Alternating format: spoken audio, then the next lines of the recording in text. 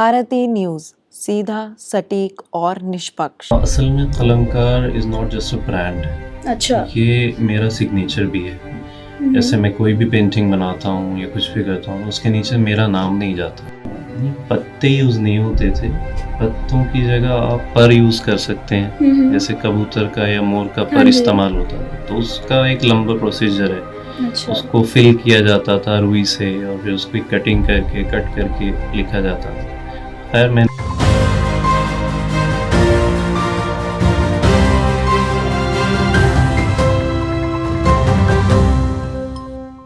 Hello दोस्तों, स्वागत है आप सभी का आज के नए पॉडकास्ट में।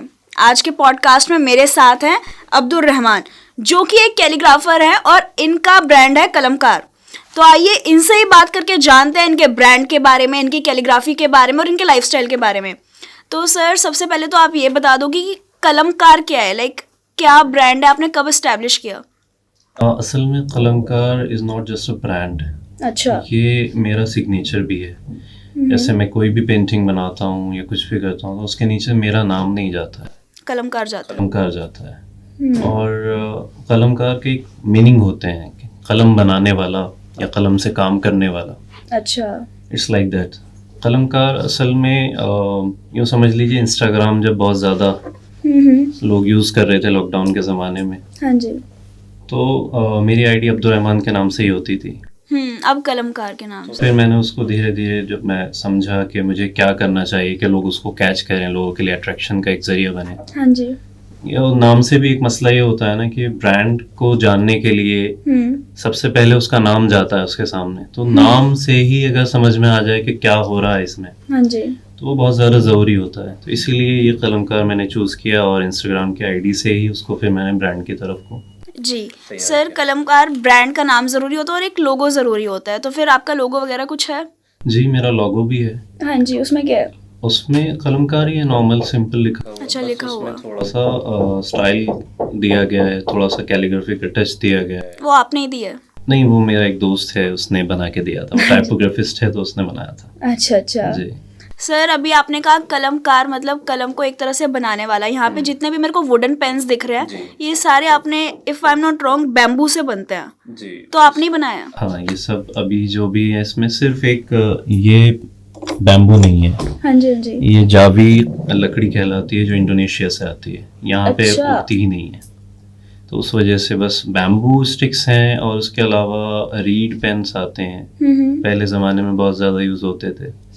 अगर देसी ज़ुबान में कहा जाए तो वो सरकंडा कहलाता है, नरकट कहलाता है। वो अलग अलग उनकी नस्ल है एक तरह से। हाँ जी। तो उससे वो कलम उससे भी बनते हैं। ऐसे ही बांस की 3000 नस्लें होती हैं। अच्छा। सिर्फ हमें बांस पता है, लेकिन उसमें कुछ बांस ऐसे होते हैं जिसमें सुराख छोटा होता है, कुछ ऐसे होते हैं बड़ा होता है, कुछ ऐसे होते हैं जिसमें सुराख ही नहीं होता। सुराख मतलब? जैसे बैम्बू के अंदर स्पेस होता है ना, तो वो सुराख, जैसे अब मैं आपको यहाँ पर दिखाऊं, ये बैम्बू है। हाँ जी। तो इसके अंदर ये जो आपको थिकनेस नजर आ रही है कॉर्नर्स की, हाँ जी, हाँ जी। किसी में मोटी होती है, किसी में कम होती है। अच्छा। और किसी में होती ही नहीं। अच्छा, और फिर लिखने का स्टाइल भी उसके सुराख के हिसाब से बदलता जाता है? वो अलग चीज़ है। लिखने का स्टाइल स्क्रिप्ट के ऊपर डिपेंड करता है। कौन सी स्क्रिप्ट आप लिख रहे हैं, तो उसका जो कट है उसके एंगल पर डिपेंड करता है। अच्छा जी। अभी आप बात करते हैं कि पुराने ज़माने की है ना, तो पुराने ज़माने में पत्ते भी यूज़ होते थे, उनको इंक में डुबाकर कैलीग्राफी की जाती थी। तो आप पत्ते वगैरह यूज़ करते हो? नहीं, पत्ते यूज़ नहीं होते थे। पत्तों की जगह आप पर यूज़ कर सकते हैं। जैसे कबूतर का या मोर का पर इस्तेमाल होता था, तो उसका एक लंबा प्रोसीजर है। अच्छा। उसको फिल किया जाता था रुई से और फिर उसकी कटिंग करके कट करके लिखा जाता था। खैर मैंने आज तक तो उसको ट्राई नहीं किया है। करोगे कभी? कर सकता हूँ अगर मिल जाएगी वैसा अच्छा तो, क्योंकि उसको बहुत ज़्यादा हार्ड करना पड़ता है, सॉफ्ट बहुत होता है। एक मरतबा शायद मैं ट्राई कर रहा था उसको कट करने की, लेकिन वो वैसा नहीं बन पाया। अच्छा। उसका एक प्रोसीजर है, वो फॉलो करना पड़ता है। बहुत दिन तक उसको रखना पड़ेगा किसी चीज़ को लगा के, लिप वगैरह लगा के। हाँ जी, तब वो तैयार होता है। मैं आपको इंस्टा पे फॉलो करती हूँ, तो फिर एक दिन आप वो यूज़ करना, तब तक मैं देखती रहूँगी। ज़रूर ज़रूर जी। और सर, मतलब आप कैलीग्राफी तो करते ही हो, लेकिन मल्टीपल लैंग्वेजेस में करते हो। जी। तो कैलीग्राफी कब से करते आ रहे हो? लैंग्वेजेस कब सीखी? लैंग्वेजेस से पहले कैलीग्राफी करी? कैलीग्राफी से पहले लैंग्वेजेस सीखी? मतलब कैसे? ये इस तरह से है कि अरबिक तो हमारा जो रिलीजन है एक तरह से, हाँ जैसे जी। हम मुसलमान हैं तो अरबिक हमें ज़रूरी नहीं है कि हमें बोलना आती हो, हम उसको पढ़ सकते हैं, समझ सकते हैं। अच्छा। लेकिन उर्दू तो नॉर्मली मेरा सब्जेक्ट रहा है। हाँ जी। जैसे मैंने ग्रेजुएशन करी है या पोस्ट ग्रेजुएशन करी है तो मेरा उर्दू में रहा है। हम्म, 11th-12th में भी मेरा पूरा उर्दू मीडियम था, हाँ तो जी, हाँ वो जी। उर्दू तो मेरा बेस है। ठीक है, इंग्लिश और हिंदी तो हमारे चलती है। स्कूलिंग के टाइम में आपको आई जाती है हाँ normally। जी। तो बस इसी तरह से, बस पर्शियन का एक थोड़ा सा मेरे साथ ये मामला रहा कि मैं ईरान कल्चर हाउस में पहले कुछ वक्त मैंने टीचिंग करी है, अच्छा। कैलीग्राफी सिखाया है वहाँ पे। हम्म, तो वहाँ हमारे उस्ताद हुआ करते थे एहसानुल्लाह शुक्रुल्लाह साहब। अच्छा। वो ईरान से यहाँ आए हुए थे और 5 साल का उनका एक टाइम पीरियड था जो उन्हें यहाँ पे सर्व करना था। हाँ जी। तो वो कैलीग्राफर भी थे, उसके अलावा वो पर्शियन स्कॉलर थे। हाँ जी, हाँ जी। तो उन्होंने बस एक तरह से क्लास शुरू कर दी, जो बच्चे सीखना चाहते हैं पर्शियन स्क्रिप्ट और कैलीग्राफी तो वो सीख सकते हैं। बस वहाँ हमारा वीकली एक दिन जाना होता था थर्सडे में, ठीक है। वहाँ पे बस पर्शियन का साथ चल गया, उर्दू और अरबिक के साथ। और सर मतलब कितने साल हो गए आपको कैलीग्राफी करते हुए? Around 9 to 10 years। और अभी आपकी एज कितनी है? जस्ट 25। क्या बात कर रहे हो? You are too young to do all of this. बस घर में थोड़ा सा माहौल मिल जाए तो कुछ भी कर सकते हैं आप। जैसे क्या बात है। मेरे साथ मसला ये था कि उर्दू मीडियम रहा मेरा, हाँ जी। और हमारी अम्मी पुरानी दिल्ली से हैं तो उन थोड़ी सी इस तरह की बातें करती थी कि हमारे ज़माने में ये कलम होते थे, होल्डर्स होते थे, तो क्यूरियोसिटी बढ़ती थी। हाँ जी, हाँ कैसा जी। होता था, क्या होता था, समझ में नहीं आता। एक दिन इत्तेफाक से मैं एक हमारे एरिया में एनजीओ है, सोफिया एनजीओ के नाम से, वहाँ गया हुआ था। हाँ जी। तो वहाँ मैंने देखा कि क्लासेस हो रही हैं, बच्चे लिख रहे हैं बैठे हुए। अब मुझे थोड़ा सा एकदम वही कनेक्ट हुआ कि अम्मी बताती हैं कि ऐसा होता है, वैसा होता है। मैंने फिर सीखने की कोशिश करी, वहाँ ज्वाइन होने की कोशिश करी। उससे पहले मैं ऐसा करता था कि कोई लकड़ी मिलती थी गोल तो उसे काटने की, छीलने की कोशिश करता था। जैसे अच्छा। फाउंटेन पेन आते हैं, उसकी नींव आजकल कटी हुई हमें सिर्फ जब मिलती है जब उन्हें कैलीग्राफी वाला मांगते हैं, हाँ। वरना तो वो पॉइंटेड होते हैं। तो बस पॉइंटेड वाले मुझे मिलते थे तो किसी तरह से कैंची से काट दिया या किसी चाकू से मार के काट लिया और उल्टा सीधा बस जैसे लिख हाँ रहे जी, हाँ थे। जी। तो उससे एक शौक पैदा हुआ। फिर जब मैंने वहाँ क्लास देखी तो क्लास ज्वाइन करी 2015 में। अच्छा, ऑलमोस्ट 10 साल पहले। हाँ, हाँ जी। तो बस जब क्लास वो 2 साल का डिप्लोमा था मेरा, अच्छा। जो सेंट्रल गवर्नमेंट के जरिए कराया जाता है। आज भी वो सेंटर्स चलते हैं all over India. Around 73 to 70 कुछ सेंटर्स हैं जो ऑल ओवर इंडिया चलते हैं। और वहाँ पे कैलीग्राफी वगैरह सिखाई जाती है? वहाँ सिखाई आप अभी सिखाते हो? जी, मैं सिखाता हूँ। मेरा तो अपना प्राइवेट है, अच्छा। मैं किसी गवर्नमेंट के उससे नहीं जुड़ा हुआ। हालांकि मैं 2 साल वहाँ पे मैंने गवर्नमेंट वाले सेंटर्स में सिखाया है, हाँ जी। लेकिन बस वो कहते हैं ना कि किसी की बंदिश में काम करना आसान नहीं होता। अपने आप करो तो कुछ अलग मज़ा है। हाँ जी। और सर जैसे आप एग्जीबिशंस वगैरह में जाते हो या फिर आपके पास क्लाइंट्स के ऑर्डर्स आते हैं, क्लाइंट्स मतलब ऑर्डर्स देते हैं ना आपको, तो फिर कुछ ऐसे इंटरेस्टिंग स्टोरी कि आप बहुत ही अनएक्सपेक्टेड हो गया हो आपके साथ कुछ? ऐसा वैसे आज तक तो हुआ नहीं अनएक्सपेक्टेड, क्योंकि मेरी जो लाइन है ये मुझे फाइन आर्ट्स से भी जोड़ती है, लिटरेचर से भी जोड़ती है, हाँ जी। हिस्ट्री से भी जोड़ती है किसी हद तक। तो जितने भी अभी तक ऑर्डर्स आए हैं उनमें अनएक्सपेक्टेड तो कुछ नहीं हुआ। हालांकि एक ऑर्डर ऐसा आया था मेरे पास जिसमें मुझे कैलीग्राफी ही नहीं करनी थी। फिर उन्होंने थोड़ा सा रिलीजियस टाइप थे वो, उन्हें एक मज़ार की फ़ोटो बनवानी थी, यानी कि वो अच्छा। कब्र की फ़ोटो बनवानी थी। अब मैंने थोड़े दिन सोचा मैं क्या करूं यार, कैलीग्राफी तो करनी नहीं है क्योंकि मुझे तो चाहिए, हर जगह मुझे कैलीग्राफी चाहिए। फिर लास्ट मोमेंट पे मैंने उनसे कहा, मैंने यार खाली फ़ोटो बनवा लिया आपने, क्या फ़ायदा, क्या समझेगा आदमी इसे, कुछ लिखवाओ तो सही इस पे। वो पेंटिंग करवा लिया आपसे एक तरह से? पेंटिंग हो गई थी तैयार और देन मैंने फिर उनको मैनिपुलेट करा थोड़ा सा इस तरीके के, भाई कुछ लिखवा लो इस पे, कुछ तो करवा लो। अच्छा, फिर क्या लिखवाया? रेडी के उन्होंने फिर उसका नाम लिखवाया कि जहाँ की वो थी वो किसी जैसे पीर बहुत बुजुर्ग वगैरह की कब्र होती है, आपने सुना ही होगा, तो वो उनकी किसी की कब्र थी जिन्हें वो मानते थे, तो फिर उनका नाम लिखवाया और उस जगह का नाम लिखवाया। अच्छा, तब मुझे थोड़ा सा सुकून मिला कि हाँ चलो अब तो हो गई कैलीग्राफी।